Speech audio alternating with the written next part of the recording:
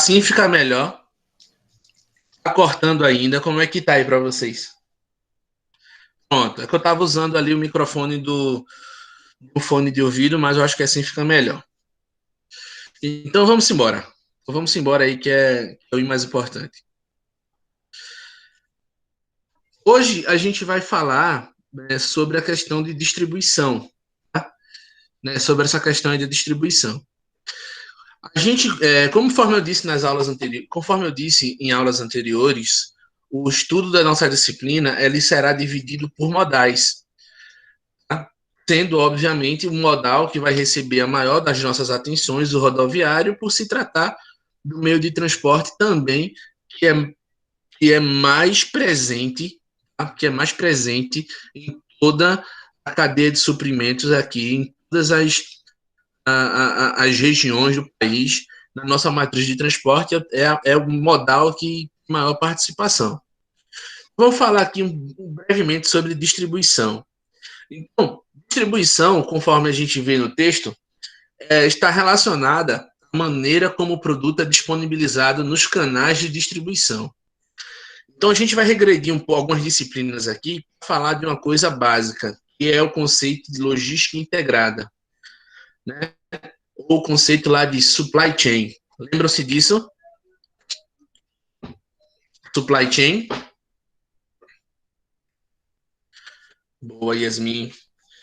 Vejam só, conforme a gente verificou lá, como vocês verificaram, né, lá na disciplina, eu acho que no primeiro módulo, a gente verifica que o processo logístico, ele se dá dentro de uma cadeia, né? Ele não acontece só internamente nas empresas. Então, o que acontece internamente nas empresas, na realidade, a gente chama de logística. A partir do momento que essa logística ela se entrelaça e se relaciona com outros elos, né, com fornecedores e com clientes, então eu já me integro, portanto, desenvolvo aí o que a gente chama de logística integrada. Na proposta de uma cadeia de suprimentos, essa logística ela é dividida em 4 etapas, conforme vocês muito bem conhecem, que é a logística de suprimentos, de abastecimento, ou mais tecnicamente falando, a logística de inbound, né? Que é essa logística que vem ali do setor extrativista, né? Que fornece matéria-prima, né? Para o setor industrial produzir. Eu tenho a logística interna, a logística de produção, são as indústrias, são as empresas que produzem bens físicos, tá? Ali dentro ocorre o que a gente chama de logística de produção. E a ponta desse processo, a gente tem ali a chamada logística de distribuição ou logística de outbound, tá? Logística de distribuição, logística de atendimento. Que é, por sua vez, a parte da logística, a única parte da logística, na realidade, que é visível, né, para os clientes. Né? O cliente não vê como é feito o suprimento, o cliente não vê como é feito a logística interna dentro das empresas, e o cliente não vê como é feita, por exemplo, a logística reversa, que é a última etapa do processo de supply. A parte de distribuição ela é extremamente estratégica porque exatamente ela é a parte mais visível de toda a cadeia de suprimentos. Então, é por isso que as empresas precisam tomar muito cuidado com quem são os parceiros, que elas vão utilizar para fazer a distribuição de seus produtos. Isto porque não adianta, não importa uma empresa ter uma logística interna impecável, ter processos de classe mundial, ter processos mapeados, né, investir na construção de uma cultura organizacional extremamente eficaz, extremamente eficiente. Se quando o produto ficar pronto, ela vai disponibilizar esse produto para um parceiro que vai transportá-lo, e esse parceiro, ao transportar, não vai transportar com o mesmo zelo. Isso significa que o cliente não vê nada do que acontece lá com quem produz. Então, se você produz com todo o cuidado do mundo ou não, isso é invisível para o cliente. Mas, se o cara que vai fazer o transporte, se a empresa que vai fazer o transporte, o transportador autônomo que fará o transporte, ele chega para efetuar essa operação de forma responsável, ele chega, se ele atrasa, se ele entrega produto com avaria, ainda que isso não seja culpa sua diretamente, e sim dele, para o cliente que recebe, né, a culpa, obviamente, o problema está em você, né? O problema do cliente está em você, porque é com você que ele se relacionou, é com você que ele fez a compra. Então, nessa cadeia, a cola, né, a liga, o que conecta tudo isso é a atividade de transporte. Só que existe transporte ao longo de toda a cadeia de suprimentos. Só que nem toda, na imagem que vocês veem, a seta vermelha, né, ela indica ali o transporte, que é a movimentação de produtos entre os elos da cadeia. Só que nem todas elas podem ser classificadas como distribuição. Algumas são só transporte mesmo. Qual é a única seta aqui na nossa apresentação que pode ser classificada como transporte? A única dessas setas aqui que pode ser classificada como transporte é essa seta aqui, pessoal. Porque a distribuição ela é aquela que é feita especificamente para o cliente final, para o consumidor, para quem vai usar ou para quem vai consumir o produto. Todas as outras são processos de transporte, tá, que são intermediários. Né? Nenhum desses caras aqui, nenhum desses elos são o consumidor final, tá, na cadeia. Tá? É claro que em alguns momentos são, mas na maioria das vezes não é o caso. Esse cara daqui é sempre o consumidor final, é o objetivo de toda a cadeia, e por essa razão tá? Ele precisa ser atendido de forma diferenciada, que é o cliente final, que é de quem depende toda a cadeia de suprimentos. Recapitulando, de todo o processo de transporte que ocorre ao longo da cadeia de suprimentos, só o movimento de transporte que ocorre entre o varejista, o distribuidor, que ocorre no sentido do cliente final, né? Seja ele vindo do varejista, do atacadista, do distribuidor, do fabricante, somente esse movimento é chamado de logística, ou melhor, é chamado de distribuição. Aqui até aqui imagino que esteja tranquilo. Então a gente vai seguir. Então, no processo de distribuição, basicamente existem 3 utilidades, né, a serem maximizadas. São a utilidade de tempo, a de lugar e a utilidade de posse. Essas utilidades, quem possibilitam elas, são funções logísticas. Por exemplo, qual função logística que gera utilidade de tempo para o cliente? É uma utilidade chamada estoque, né? São os estoques, porque o estoque permite que o cliente não precise esperar a ser atendido, né? Uma vez que o estoque basicamente é antecipar a demanda. Você faz estoque para evitar que o cliente precise esperar que você produza quando ele precisar de um produto. Tá? Então, o estoque, né, ele gera uma utilidade de tempo para o cliente. O cliente consegue o produto ali com velocidade, sem precisar esperar.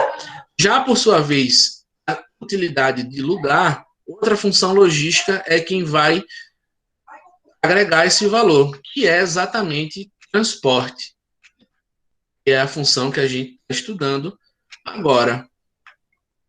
O transporte ele agrega utilidade de lugar, porque o transporte ele vai agregar utilidade de lugar porque quase nunca, ou em muitos casos, os produtos não serão consumidos nos lugares onde são produzidos. Então, existe um hiato entre produção e consumo. Então, eu preciso disponibilizar o produto no lugar certo, né? Lá no marketing, a gente chama isso de, lá dentro dos P's do marketing, é a praça. qual é a praça certa, qual é o modo de distribuição adequado para que eu possa colocar o meu produto à disposição do cliente. E isso, do ponto de vista logístico, isso é importante porque o produto no lugar correto, ele gera um argumento valioso de venda, né? Produtos no lugar adequado, eles facilitam a vida, né, da empresa aí para vender. Os exemplos aí que a gente pode citar são enormes. Então, você vai na praia, paga muito caro por um produto qualquer. Por quê? Porque o produto ele está lá disponível e só está ali disponível, né? Se você não levou de casa e quiser comprar, por exemplo, seja uma água de coco, um peixe, você vai pagar caríssimo porque o produto foi disponibilizado no lugar correto, porque naquele momento a demanda só vai encontrar naquele lugar. E por último, que é a utilidade de posse, que não nos interessa tanto, mas está associada a criar formas de facilitar a transferência da posse de um bem. Então, basicamente, seria oferecer para o cliente que deseja adquirir algo formas de pagamento diferenciadas, prazos maiores, né? Enfim, esse tipo de coisa. Gerar serviços de pós-venda, né? Porque tudo isso justifica, né, para o cliente ter a posse de um determinado no bem ou não. Então, aqui a gente tem alguns exemplos de utilidade de tempo, né? Jornais, produtos perecíveis, né? Móveis, vestuário e máquinas, porque todos esses produtos eles estão suscetíveis a essa variável de tempo, tá? Porque a sua demanda ela está diretamente associada a variáveis temporais. Por exemplo, roupa, vestuário, associado a épocas do ano, as estações. Máquinas está associado à mudança tecnológica, assim como móveis, muda-se as tendências decorativas e coisas do tipo. Né? Produtos como hortifrutis, existe a questão do tempo, que é a sazonalidade dos produtos, que em alguns períodos específicos que aquele produto é produzido. Você imaginar que determinado produto só se produz em determinada época do ano e em uma época onde aquele produto não é produzido, você mesmo assim consegue ter acesso, graças ao processo de transporte. Utilidade de lugar, né? Utilidade de lugar, que é compatível com, está associado a essas questões, né, associadas ao perfil consumidor. Posse, basicamente isso que eu falei, né? Oferecer preço correto, né? Colocar pontos de venda em lugares específicos de acordo com o público que se deseja atender, né? Oferecer crédito, né? Serviços adicionais junto ao produto, tudo isso junto faz com que o cliente tenha o interesse de adquirir a posse de um bem. Mas vamos lá. Dentro do processo de distribuição, a gente precisa entender que existem diversas figuras nesse processo de distribuição que a gente precisa conhecer, que são inclusive alguns dos lugares, né, onde existem oportunidades de trabalho aí para os profissionais do nosso segmento. Então, o processo de distribuição na logística, ele vai se dar de duas formas. Existe o processo de distribuição direta, que é mais incomum, que seria o quê? O processo de distribuição que ocorre diretamente do fabricante para o consumidor final. Então, poucos são os exemplos que a gente vai encontrar de empresas que produzem determinados produtos e vendem para o consumidor final. Eu cito aqui como exemplo uma montadora de veículos. Por mais rico que você seja, se você for na fábrica da Ford, da Volkswagen, da Jeep, de qualquer montadora, e disser assim, ó, quero comprar um carro para mim, eles não vendem. Eles não vendem porque eles não fazem distribuição direta, eles não vendem diretamente para o cliente.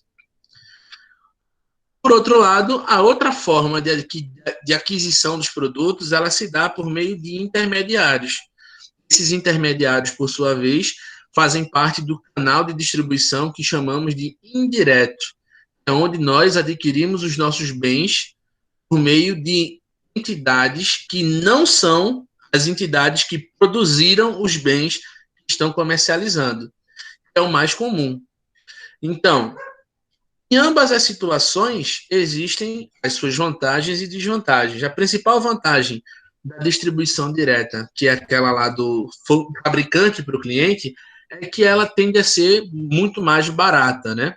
Isso porque quando você tem num processo de distribuição que você compra diretamente da fábrica e elimina esses distribuidores, você vai pagar o produto a preço de fábrica, né, custo ali de fábrica, e a expressão, inclusive, a preço de fábrica é exatamente por essa razão, né, ele sai mais barato da fábrica, só que para a fábrica não compensa produzir um carro para uma pessoa específica. Para ele é mais vantagem produzir carro para uma rede de concessionárias, né, tem lá um contrato com ele, que todos os meses vão receber, cada concessionária lá vai receber 100 unidades de um determinado veículo. Ele é muito mais vantagem fazer dessa forma do que vender diretamente para o cliente final. E no canal de distribuição, há uma outra situação sobre o canal de distribuição direto, isso também se dá porque é que poucas empresas não fazem isso, vendem diretamente para o consumidor final. É porque para fazer isso, ela vai precisar também desenvolver melhor a sua logística, né? E o que a gente falava na aula passada é que a tendência é que as empresas queiram focar no seu negócio principal. Eu sou montador de carro, eu só quero preocupar com isso, em montar carro. Como é que eu vou fazer esse carro sair daqui para mandar para outro lugar? Eu não quero que seja problema meu. Eu terceirizo. E aí, quando você tem a questão dos intermediários, eles também funcionam como terceiros, né? Nem sempre serão terceiros, mas eles funcionam como terceiros porque eles que vão fazer esse tratamento logístico de armazenagem, distribuição, para disponibilizar lá o cliente final. Então, esses são todos esses são os tipos, né, de intermediários que o canal de distribuição direta vai nos disponibilizar. Vamos falar aqui rapidinho do primeiro deles, são os atacadistas. Então, vejam só, é muito comum esse uso, né, de atacado, da palavra atacado, varejo, coisas do tipo. Primeira coisa que a gente precisa saber, por exemplo, eu tenho certeza que todos aí já foram num atacadão, né? Ou em algum outro atacado dos presentes. Já foi em alguma loja com um nome similar. Mas vocês sabem o que de fato é atacado? Né? Atacado. O que danado é atacado na prática? Esse cara ele tem uma função logística a desempenhar. Não é vender para mim e não é vender para você. Embora ele faça. Porque quando ele o faz, ele não está fazendo atacado, ele está fazendo varejo. Então, o atacado, veja só, como Liliane coloca aí, ele é um elo na cadeia de suprimentos, ele é um elo nessa cadeia de suprimentos que existe para vender produtos que serão destinados à revenda. E a partir disso, se eu compro revender, eu tendo, né, a comprar em quantidades maiores, em quantidades mais generosas, ok? Então, por outro lado, por isso muita empresa usa o nome atacado, atacarejo, boa Lidiane. Porque quando eu e você, entra no Max Atacado, Arcomix Atacado, eu vou entrar aqui para comprar uma coca e e um biscoito aqui, porque eu estou com fome. Você compra, ele não vai deixar de vender, é óbvio, mas quando ele faz isso, ele não está fazendo atacado, ele está fazendo varejo, né? Porque varejo é a venda para o consumo. O atacado é a venda para a revenda. E isso tem implicações até tributárias, né? Porque na venda para a revenda, a depender da situação, não existe, existe uma tributação menor e tudo mais. Isso tem a ver com as siglas LTDA e SA? Não, Lidiane. Aproveitando a pergunta, essas siglas LTDA SA são as naturezas empresariais. LTDA significa limitada, significa dizer que a empresa ela é constituída de sócios, né? Ela tem ali sócios ali que a compõem, que pode ser um, dois, três ou mais. E as SAs são as sociedades anônimas, que são aquelas empresas de capital aberto. Ou seja, elas não têm sócios, elas têm acionistas, porque elas são negociadas em bolsa de valores. Então, qualquer um pode comprar uma ação em uma empresa que seja SA. Se for LTDA, não. Se eu quero fazer parte de uma empresa LTDA, só se os sócios permitirem. Se eu quero fazer parte de uma empresa SA, é só comprar ações dela que eu passo a ser dono, proporcionalmente falando, da empresa, né? Atacarejo, no caso, é o nome, é o termo correto, né, para quem faz as duas coisas. Porque se uma empresa que se diz atacado praticasse atacado ao pé da letra, ela não venderia nunca uma unidade de nada. Tá? Ela só venderia, como foi bem colocado, em quantidades maiores. Mas, como eu disse, o atacadista ele tem uma função logística. Vamos falar disso que é o mais importante. Então, qual é a função logística do atacado? Então, pensa aqui comigo, gente. Eu sou um fabricante de um produto qualquer. Eu vou citar aqui a título de exemplo. Imagine um exemplo, não sei se eu já comentei com vocês, as lojas americanas. Né? As lojas americanas, ela tem ali alguns contratos de fornecimento de algumas grandes empresas, como Nestlé, como Coca-Cola e etc.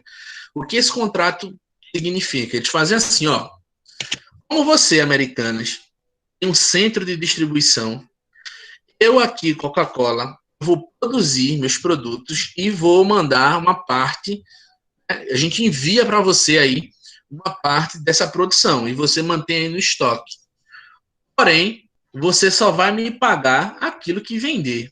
Então, assim, gente, muita gente se choca quando eu digo assim, o pessoal vai nas lojas americanas, aí toma, sei lá, abre um refrigerante, come um chocolate, faz alguma coisa, se isso gera algum tipo de prejuízo para americanas.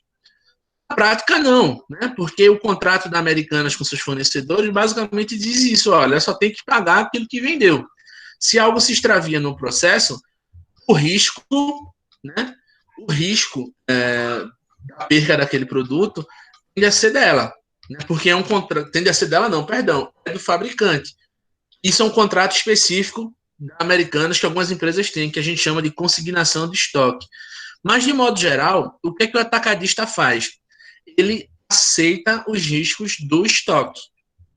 Então, eu que produzo, eu não quero produzir e manter uma quantidade de estoque muito elevada aqui na minha fábrica, porque eu não quero ter que me preocupar com a deterioração desse material, eu não quero ter que me preocupar com, com o produto se tornar obsoleto. Eu não quero me preocupar com se a demanda por esse produto ela vai subir, se a demanda por esse produto ela vai regredir. O que é que eu faço?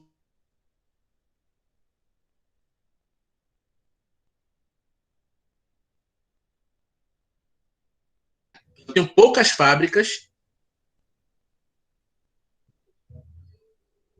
Eita, cortou tudo, cortou tudo. Vamos repetir o processo. Agora está melhor. Eu vou falar, eu vou ficar assim abaixadinho porque eu fico mais perto do microfone, tá bom? Então vejam só, o atacadista ele tem uma função logística importante porque ele sempre vai assumir os riscos e os custos do estoque.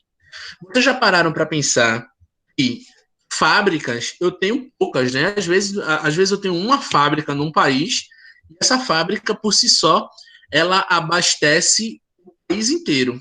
Uma fábrica abasteceu o país inteiro. Isso porque a capacidade de produção da fábrica é grande.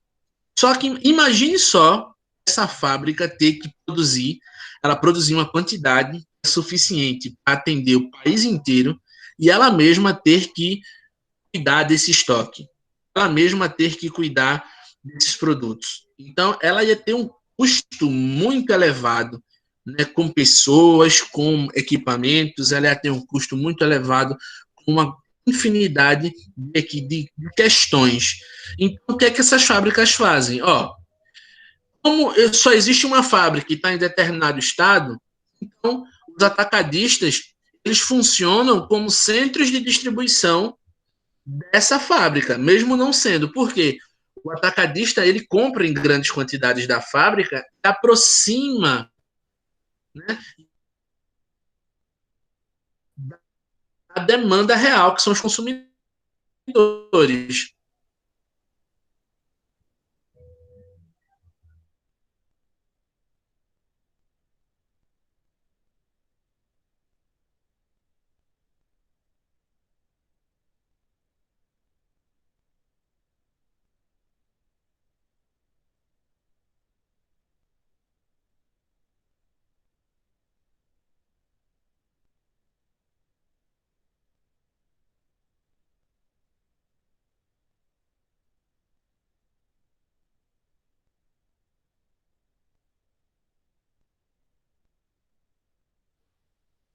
Estão me ouvindo melhor agora?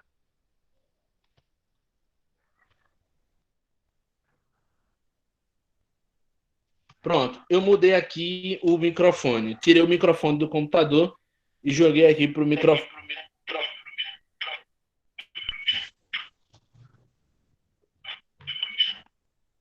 E coloquei para o microfone do celular, tá bom? Ficou melhor?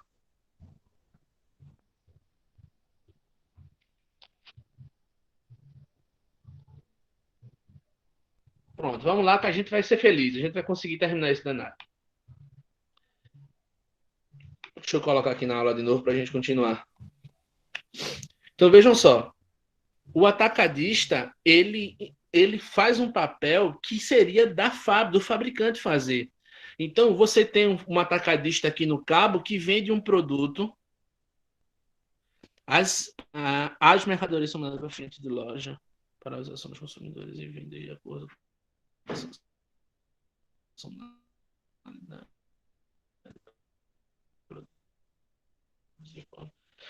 sim, sim. Isso com alguns produtos, outros não, porque alguns produtos não tem que ela é fixa. Esses produtos eles vão ser vendidos lá da mesma forma o tempo inteiro. Só que, por exemplo, como se trata de um produto cujo giro é muito grande, então imagine só, eu quero que você imagine o seguinte, Liliane, imagine a Coca-Cola tendo que armazenar nas suas dependências todas as Coca-Colas que ela vende, que ela produz, até o momento da venda. Imagina só isso.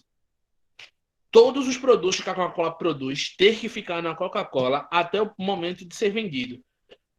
Imagine o tamanho que seria necessário para um centro de distribuição para armazenar isso, né? Imagine o tamanho, a quantidade de refrigeradores, a quantidade de espaço, a quantidade de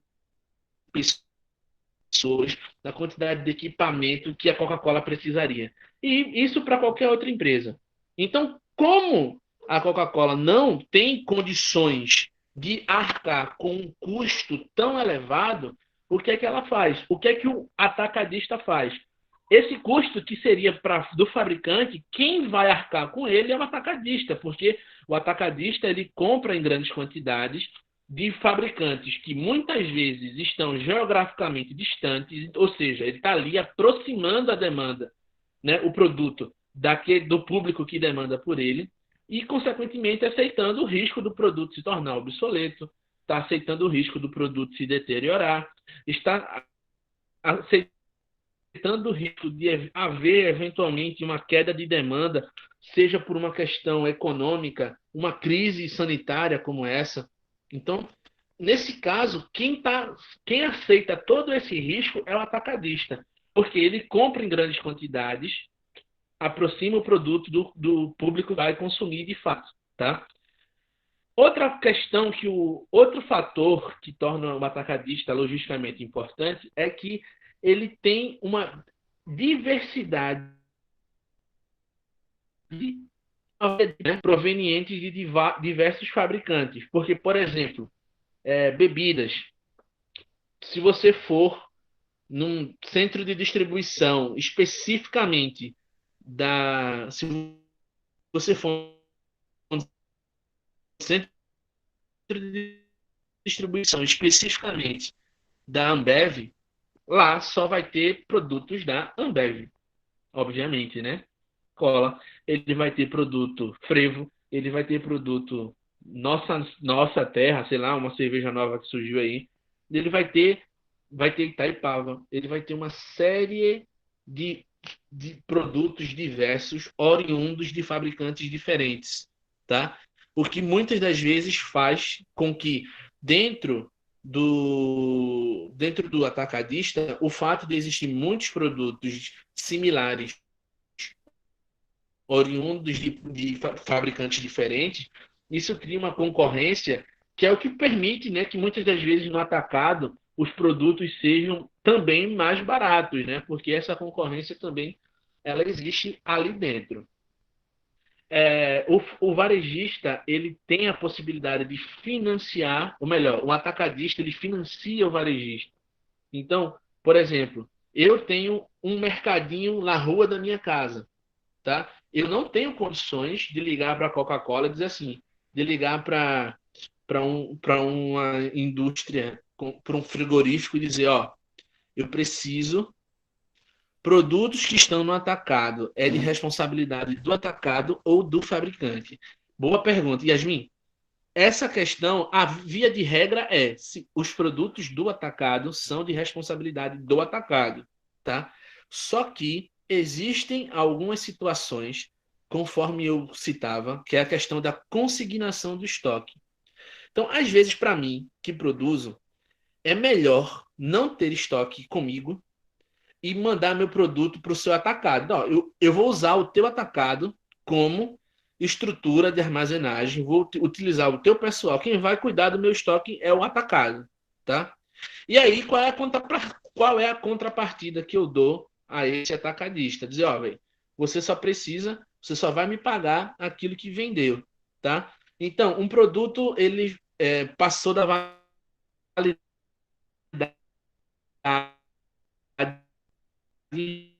brasileira.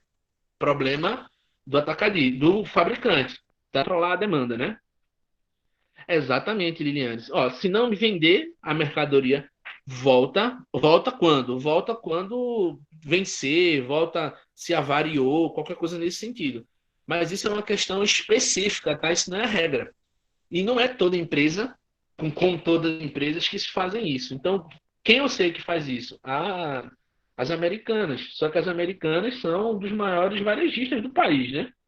Americanas se não o maior, está ali entre os dois, três maiores varejistas do país. Então tem muito poder de barganha.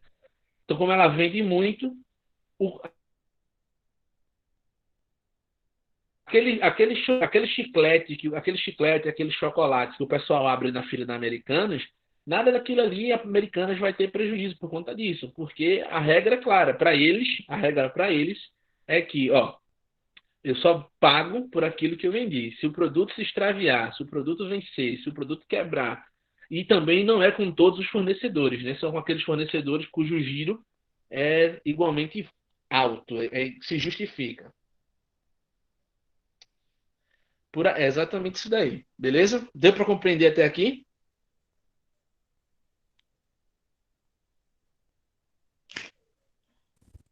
Vamos seguir. Professor, é, Então, a questão do transporte, né? O transporte do atacadista tem custos reduzidos. Por conta do que, pessoal? Porque como ele compra e vende em grandes quantidades, o fato de comprar e vender em grandes quantidades justifica aquela coisa lá do famoso frete grátis, que na realidade nada mais é de que ele aproveita melhor a capacidade dos veículos, tá? Como ele aproveita melhor porque ele transporta quantidades maiores, ele consegue diluir também o custo do transporte no preço dos produtos, de forma que não fique tão perceptível e que não comprometa tanto o valor do produto para o cliente final. tá? E a questão da agregar valor de tempo, né? Porque tem um produto para pronta entrega, o que muita fábrica não tem. Vocês devem se lembrar que, basicamente, as empresas elas adotam dois tipos de processo produtivo: o processo produtivo empurrado e o processo produtivo puxado. Vocês se lembram disso, né? Onde empurrar a produção é você primeiro produz para depois procurar vender, tá? E isso, as empresas fazem cada vez menos isso, porque você produzir primeiro, você não sabe se vai vender. E se você não vender, todo o dinheiro investido na produção, no produto em si, corre o risco de ser perdido. Então, a maioria das empresas, elas puxam a produção, elas puxam a demanda, ok? Que seria isso. Eles primeiro vendem, tá? Para depois produzir. É o que a gente chama de just in time, né? Eles praticam a ideia lá do just in time. Então, aqui a gente tem distribuidor, estava repetido ali, atacadista. O distribuidor, ele, se você verificar a definição, é basicamente a mesma do atacadista. O atacadista, ele compra para o varejo, né? Ele compra para o varejista. O distribuidor também, tá? A diferença é que o distribuidor, ele tem a questão da exclusividade. Por exemplo, ó, se você for no atacadista, você, setor de frios de um atacadista, você vai ter lá produtos da Seara, da Sadia, Perdigão, esse pessoal aí. Se você for num distribuidor, o distribuidor ele não promove concorrência, né? Então ele só vai ter produtos de um mesmo fabricante, ok? Os centros de distribuição ou distribuidores, eles atendem a um cliente específico. Então a, ele não promove a concorrência. Ele é melhor para quem é empresa. Os distribuidores eles são melhores. Para o cliente, o atacadista é melhor, porque a concorrência, né, ela ajuda a baixar os preços. Então, os distribuidores basicamente são isso. Eles fazem o mesmo que o atacado faz, só que ele não tem a diversidade e a variedade que o atacadista ele possui. Exatamente por questão dos contratos de exclusividade. Então, você, por exemplo, a carne e queijo, tá? Existem, existe o descontão, não sei se vocês sabem, né? O descontão é um atacadista do grupo carne e queijo. Veja só, existe o descontão, que é um atacado do grupo carne e queijo. Então lá você vai encontrar todo tipo de tranqueira. Só que a carne e queijo ali na BR-232 também tem um centro, também é um centro de distribuição. Lá no centro de distribuição da carne e queijo, ele só vai transportar para um fornecedor específico, tá? Então ali ele vai atender, se eu não estou enganado, quem ele atende é Sadia e Perdigão, que são aí da mesma empresa, que é a BRF. Então, quais são as vantagens aí do nosso distribuidor, né? Eles têm a sua própria equipe de vendedores, eles têm uma variedade de oferta de produtos não similares, isto é, ele não tem diversidade. Ele vai ter produtos. A questão de não ser similar é exatamente para não concorrer, tá? Eles absorvem o custo do frete por conta do volume ser elevado. Ele, em loco, ele acaba concorrendo com o próprio produtor, né?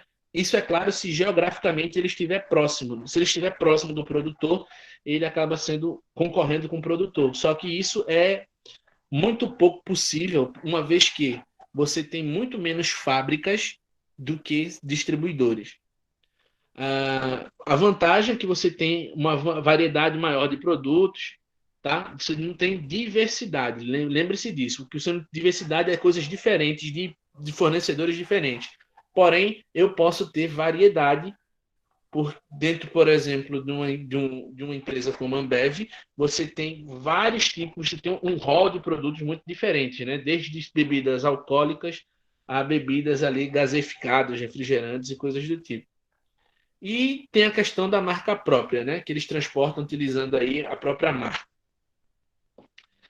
Existe a figura também de representantes, né, que é uma figura que não assume a compra e a posse do bem, tá?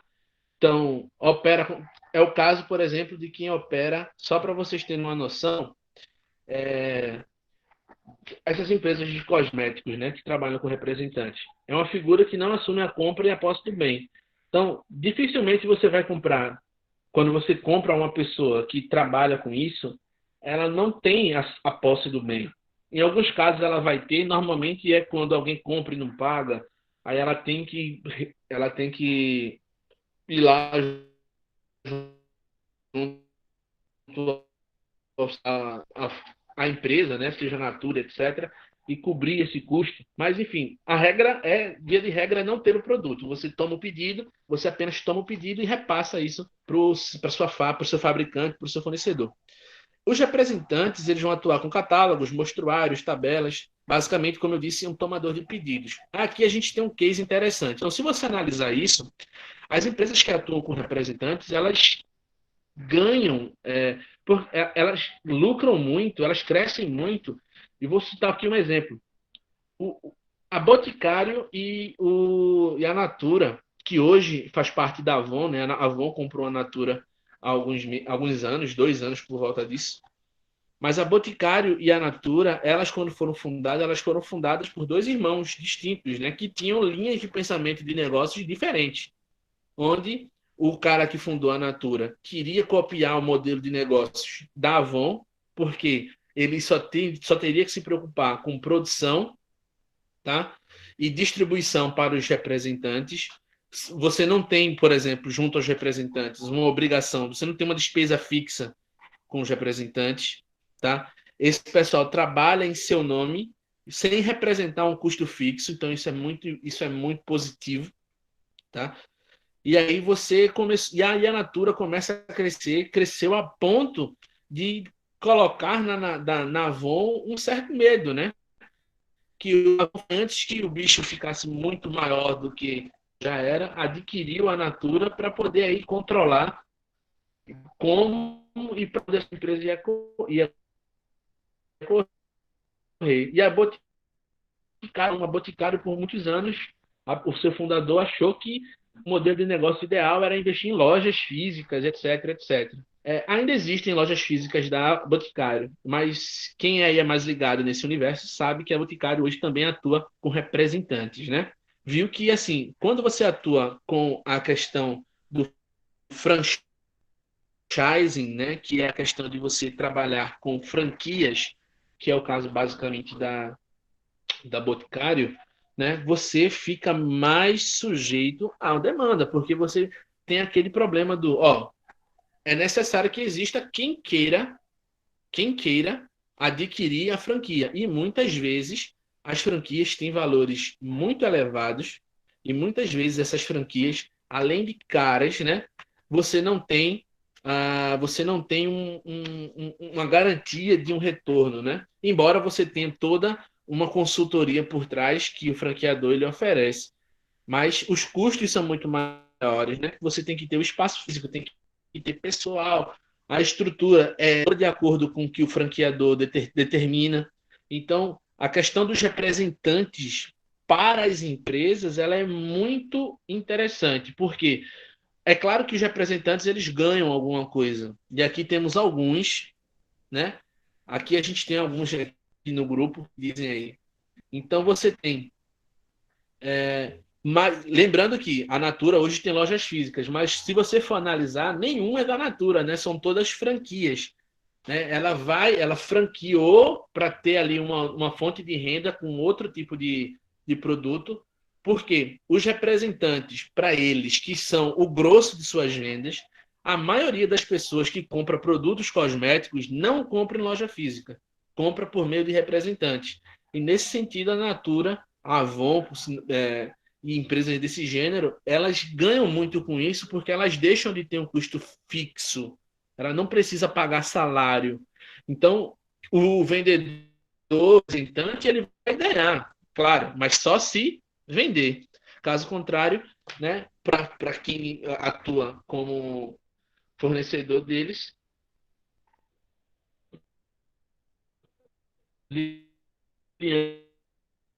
São representantes de ponto fixo.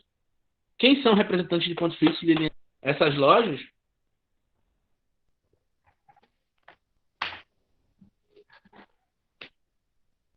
Essas lojas você se chama de representante de ponto fixo, é?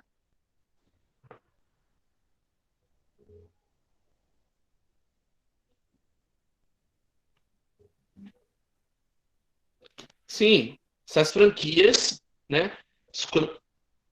Como eu disse, as franquias elas não são, né? O proprietário não é a Natura, tá? Não é a Natura. O nome franquia, né? Para se fossem da Natura, essas lojas, aí seriam filiais, não franquias, tá? Sim, sim, sim. Então vamos seguir. E por fim aqui, tá? A gente tem a figura do varejo, tá? Que o varejo também inclui todas as atividades relativas à venda de um produto ou serviço diretamente aos consumidores, para uso pessoal e não comercial. Se a proposta for vender para uso comercial, a gente está se lidando com uma situação ali de atacado, ok? Então, vejam só, todos esses caras aqui todos esses caras aqui são os responsáveis por fazer o que a gente chama de distribuição, tá? Quem faz distribuição, e no caso deles, eles fazem a distribuição indireta, uma vez que eles não são os produtores daquilo que eles estão vendendo. Embora algumas lojas tenham marca própria, como, por exemplo, você for na C&A, eles têm a Acer, você tem algumas empresas aí que o próprio Bom Preço tem lá feijão, arroz com marca própria e tudo mais, mas eles não são produtores daqueles produtos. Então eles fazem um canal de distribuição indireto, né? Eles são intermediários nesse processo. E o que é que acontece no canal de distribuição indireta? Você tem um acréscimo substancial ao preço do produto por conta de que longo é o caminho que esse produto ele percorre do produtor até o cliente final, maior vai ser o que, gente? Maior vai ser o repasse de custos, margem de lucro, porque funciona assim. Vou voltar, imagine assim, a gente tem um fabricante, um distribuidor, um varejista e o cliente final. Quando o produtor vende para o distribuidor, suponha que eu vendi para o distribuidor por R$ 100. O distribuidor, quando for vender, ele não pode vender por 100, né? Então ele vai ter que fazer o quê? Ele vai ter que acrescentar a sua margem. Suponha que ele venda por 120. Ele vai acrescentar a sua margem mais PIS, COFINS, ICMS, mais os impostos. E aí o distribuidor vende por 120 lá para o nosso atacadista. O atacadista, na hora de vender, novamente vai ter que fazer o quê? Acrescentar sua margem de lucro e mais impostos. Lembrando que os impostos eles vão ser acrescentados, basicamente, no caso do ICMS, principalmente, somente sobre o valor agregado, né? Se eu comprei por 120 e vou vender por 150, eu vou pagar imposto agora só sobre os 30 que eu acrescentei.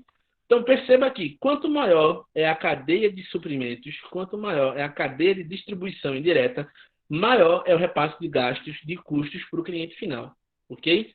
Então, na hora, e saber disso é importante porque no futuro você é contratado como analista de suprimentos, é como analista de transporte de alguma empresa e você vai fazer uma cotação de um produto junto a seus fornecedores e você chega a 2 fornecedores potenciais. Só que ele entrega diretamente a você, ele é o produtor do produto, ele vai produzir e te entregar. O outro, ele é um intermediário. O que é... Qual a tendência? A tendência é, claro, de que aquele que produz e vai vender diretamente para mim, esse produto vai chegar, né, com condições melhores, tá, do que aquele que vem oriundo de um canal indireto, onde existe a sobrecarga, a cobrança tributária em cascata sobre esse produto.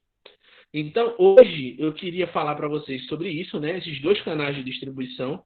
O canal direto, que é fabricante e cliente, e o canal indireto, que é que entre o fabricante e o cliente, algum desses 4 personagens que a gente viu, né? Pode haver um distribuidor, um atacadista, um representante e o varejo, ou pode haver os 4, né? Cada situação é uma situação, não tem receita de bolo, mas se existir apenas um ao menos, a gente fala do que a gente chama de canal indireto de distribuição. Alguma dúvida sobre isso?